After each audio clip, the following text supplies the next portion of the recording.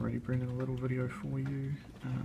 So what you've seen me a video of here is it looks somewhat like this.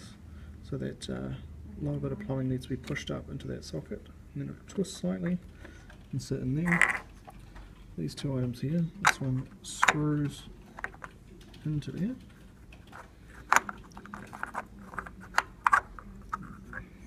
It's a little bit difficult with one set of hands. If you drop that one down in there, and then thread that in, should pick that up. As you can see there, thread that in. And we just need to tighten the top cap, and then you've got the whole thing reassembled. So you want to make sure this top bit's nice and tight. Cheers, man.